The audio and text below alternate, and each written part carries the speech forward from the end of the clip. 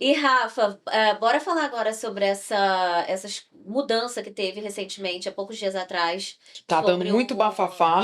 foi um bafafá, gente. Pra quem não tá inteirado aí, foi um bafafá porque a Ordem dos Advogados do Brasil e a Ordem dos Advogados aqui em Portugal tinham um tal acordo de Uhum. reciprocidade que possibilitou que a Rafa pudesse exercer a profissão lá em 2019. Eu fiz em 2019, 19, e isso do dia pra noite legalmente acabou. Conta pra gente um pouquinho desse cenário. Isso já veio desde o começo do ano, tá?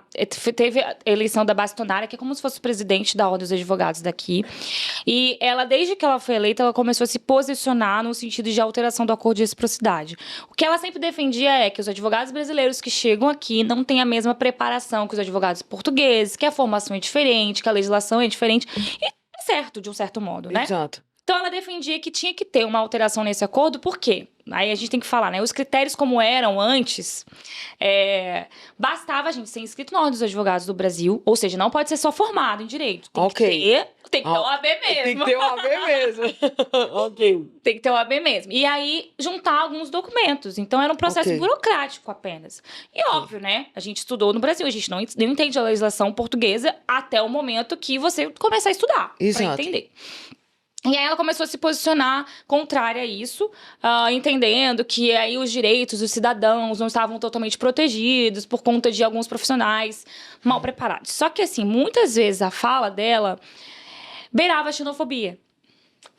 E todo mundo pode pesquisar, tá? Todo mundo joga no Google aí a fala da bastonária da Ordem dos Advogados. Tem várias entrevistas que ela deu desde o começo do ano. Sim. Então, se a gente interpretar a fala, se a gente assistir as entrevistas, é um tom, sabe, que poderia ser mais polido a maneira da fala.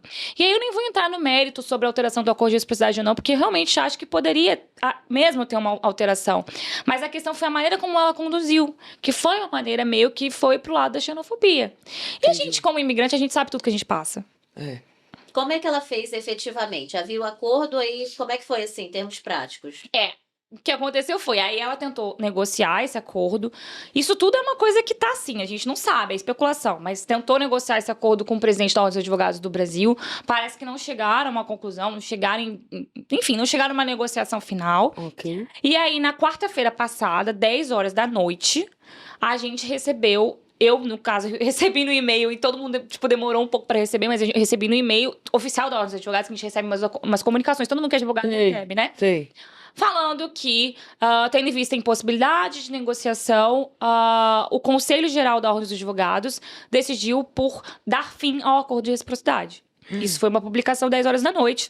Qual foi o dia? Simplesmente assim. Quarta-feira passada. Foi quarta Qual dia passada. do mês? Só pra quem Ai, estiver meu Deus, já não me assistindo. lembro. Aí eu já olho. Este Depois. podcast está sendo gravado no dia 11. Descrição do Se foi na quarta porque às vezes passada, a foi pessoa pode 5 chegar de de julho. paraquedas. 5 de Foi julho. isso mesmo, 5 de julho. E aí, ele veio com a previsão pra já começar a valer a partir do dia seguinte.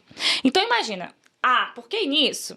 Em março, começaram várias alterações. Antes, a gente podia inscrever os advogados brasileiros por procuração. Então, eu, por exemplo, eu prestava esse serviço, e aí os meus clientes me enviavam a documentação e entrava com uma procuração, eles não precisavam vir aqui. Em março, teve essa alteração, eles precisavam vir presencialmente para fazer a inscrição. Então, imagina, eu tinha vários... aí tinha que fazer um agendamento. Então, eu tinha vários clientes agendados, com passagem comprada, vindo de todos os lugares do mundo, porque não são pessoas que moram só no Brasil.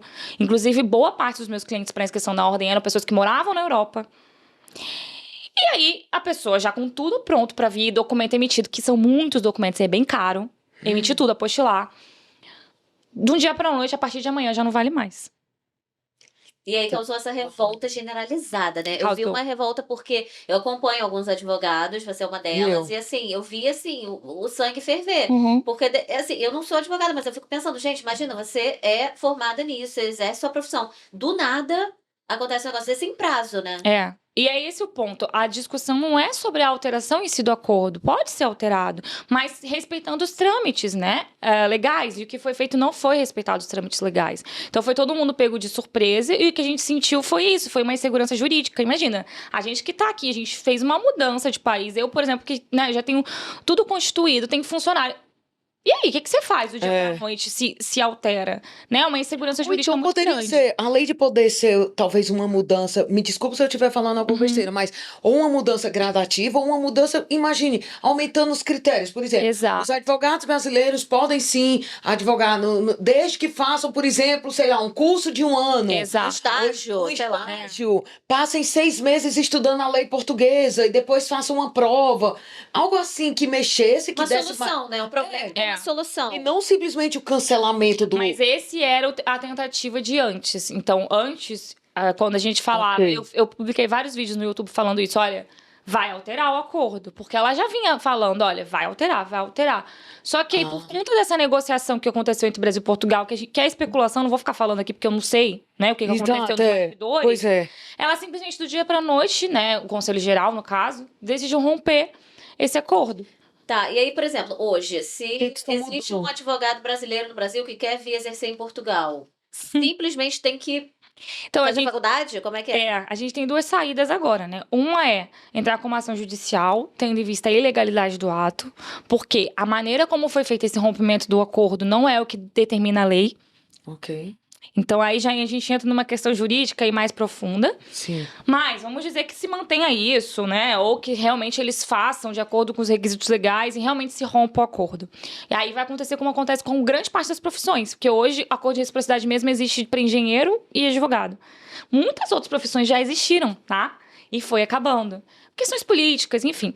Sim. E aí, o que essas profissões têm que fazer? Primeiro, passar por uma equivalência de grau acadêmico, que é pegar o seu diploma do Brasil, levar numa faculdade pública portuguesa e falar, olha, eu quero que você veja se a minha grade curricular é adequada. Ok. E aí, eles fazem essa análise, só que tem que ser no grau de mestre, porque esse é o requisito aqui em Portugal para um advogado, para ser advogado, né? Então, sempre tem que ser no grau de mestre. Depois que conseguiu essa equivalência, ou fez o mestrado, ou fez o que precisa ser feito para conseguir essa equivalência, aí tem que começar o processo de inscrição na Ordem dos Advogados de Portugal, que inclui um estágio gratuito, não remunerado, né?